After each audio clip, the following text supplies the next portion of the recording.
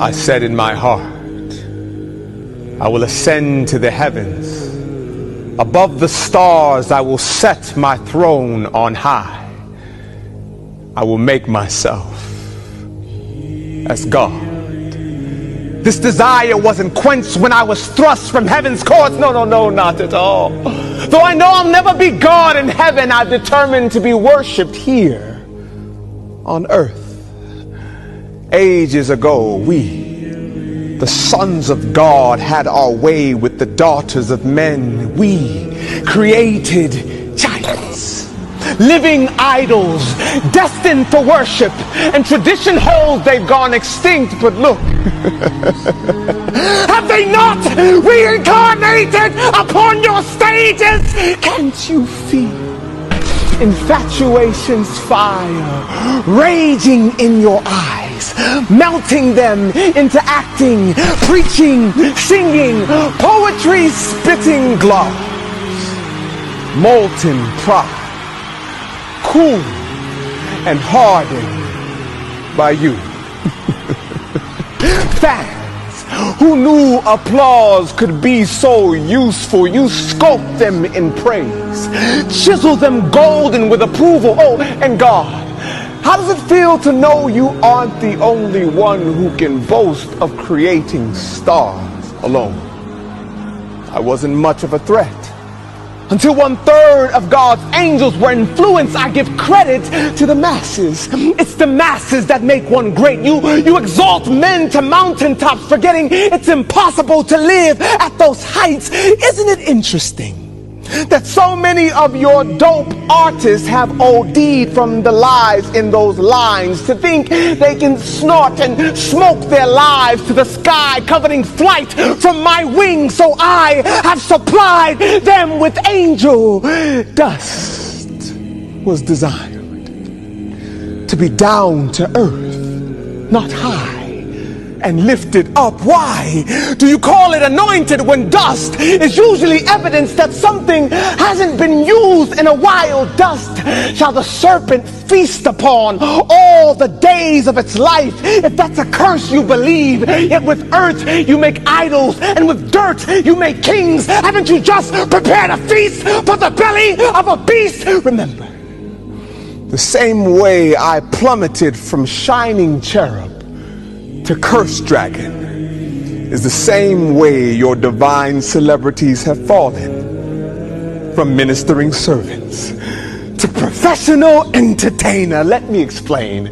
The real question is, what does it mean to entertain? To kidnap the mind with some type of amusement, a diversion. An excellent entertainer is dangerously powerful, harboring the rare ability to blur the lines between creator and creation. When they, as artists, become potter, you become fresh clay in their hands, made to laugh, made to cry, made to think, made to feel. Who cares who made you exist when they just made you forget? No wonder you've exchanged solid preachers for motivational speakers. You dig with those aching, calloused hands you call eyes. You dig, attempting to find life picked and plucked from acoustic guitar graves, and in the coffins of their melodies tuned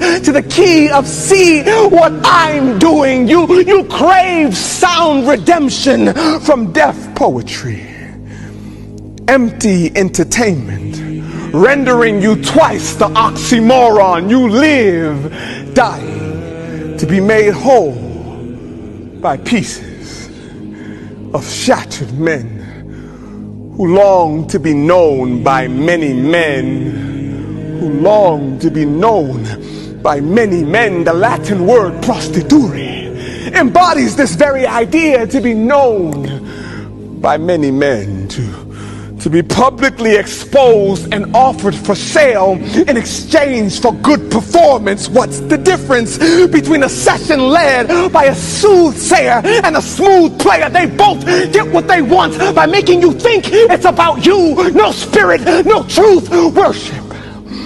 always has the potential to become infected when one goes in unprotected when you lift your hands? Is it pure surrender, or just a pathetic attempt to unscrew the great jar of heaven? Are you praising for his goodness or reaching for his goodies? How dare you?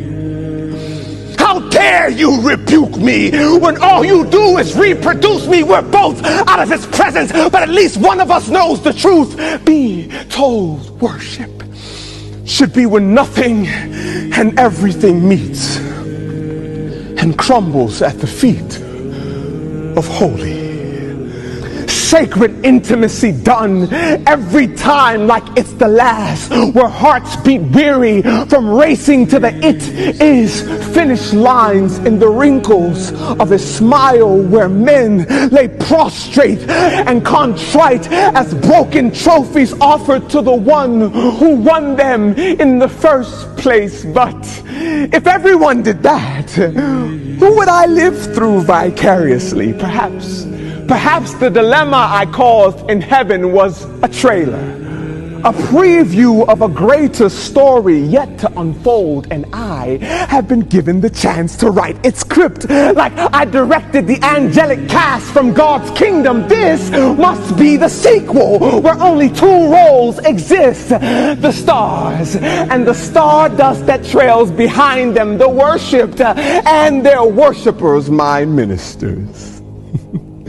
When you wake, do you spend enough time in the mirror for it to open up and tell you the truth about yourself?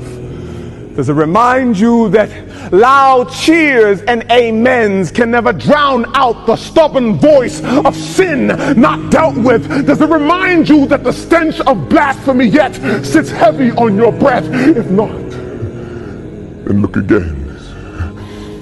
My arrogance, my charm, carved in your smile, should make you think envelope in the hand of Maury Povich. Our identical traits, our identical pursuits should be paternity tests enough to prove that I am your father. My followers, oh my followers, how does it feel to know your future taste of flame?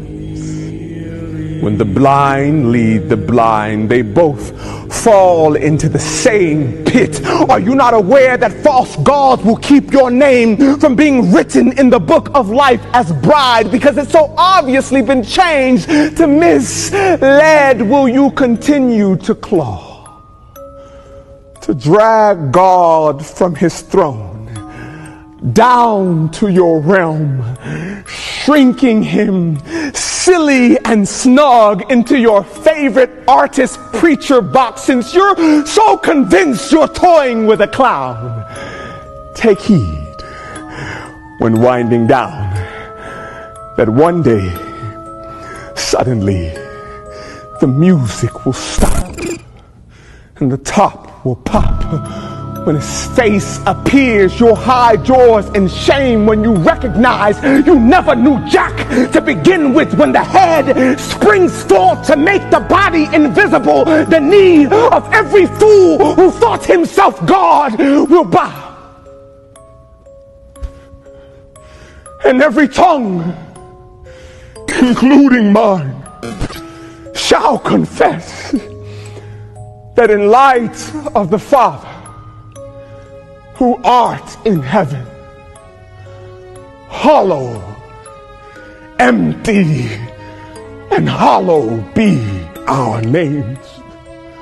For when his kingdom comes, his will shall be done on earth as it was